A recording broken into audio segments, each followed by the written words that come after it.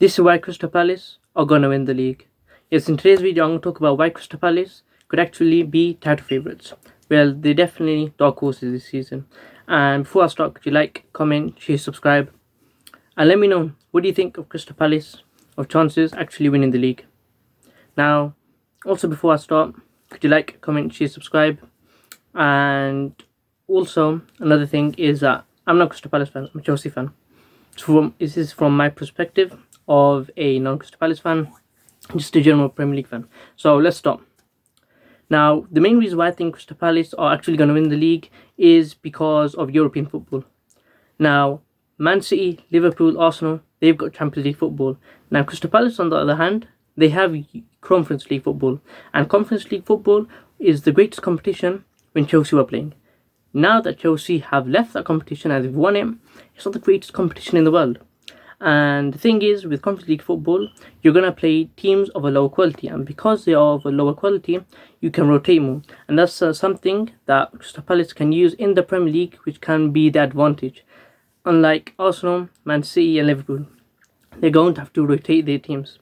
And against the tougher Champions League matches, they're going to favour the Champions League matches and instead of the Premier League.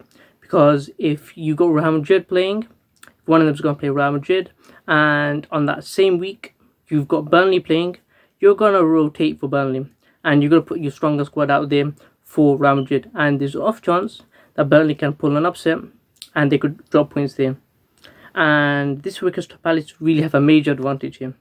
They can rotate more and focus on the Premier League, and they can get those easy points and just keep on going through up until they hit the semi-finals of the Conference League. And that's if they need to rotate for the Premier League. And that will give them a big advantage at the start of the Premier League journey.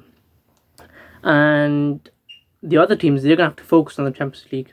And the thing is, they're looking to go deep in it. Especially Arsenal, probably Liverpool, because they did just win it. Man City, on the other hand, I think they'll be content with just reaching semi-final. I know Guardiola wants to win everything, but I feel like Man City, they want to win the league again. They're hungry again. They really want to win the league, and that's why I'm not too concerned with City. But another thing you can counter that with is, okay, yes, they're going to rotate for the Champions League, but their B team is really good. Even they rotated players, because they're not going to have a full-on B team. They're going to have a rotated half A, half B team.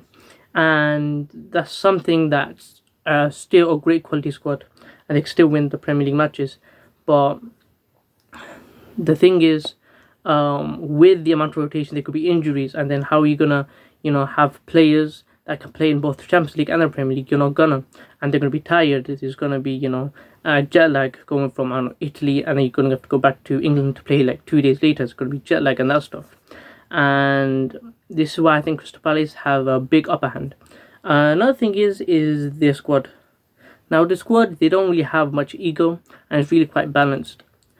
Crystal Palace, they really have shades of Leicester City's Premier League winning team in 2016. They have a great underrated striker, which is Mateta. They have great attackers, such as Jeremy Pino. And I just want to say, they really replaced Eze really good with Jeremy Pino. Okay, he might not be at Eze's level, but he is pretty close, and he is a great replacement. And the defense is pretty good. They got Maguire, Lacroix, and they got a great goalkeeper, Dean Henderson, something which Leicester City also had. Their midfield isn't as good as Leicester City's Premier League title-winning team, and the thing is, they have N'Golo Kante, Leicester, so I don't think they can have a better midfield than that. But Adam Wharton is a great player, and their manager, he's excellent, man. At Chelsea, if Chelsea had gone, I'd be happy. But obviously, I still love Enzo Maresca. I currently right now wouldn't sack Maresca for Glasgow, but Glasgow has done an amazing job, and he's really put some winning spirit into Crystal Palace. And we've really seen this when in the Liverpool game. Liverpool, they scored in the 87th minute, and Crystal Palace was straight away, they were like, okay, we're coming back. We're not losing this match. And they went on to score another goal to eventually win the match. And that's something you see in title-winning teams. And they're the only team this season that has been unbeaten so far. So what do you think? Are Crystal Palace title favourites? Let me know in the comments down below. And thank you for watching. Let me know what other videos you want me to make. Could you like, comment, share, subscribe, and thank you for doing so.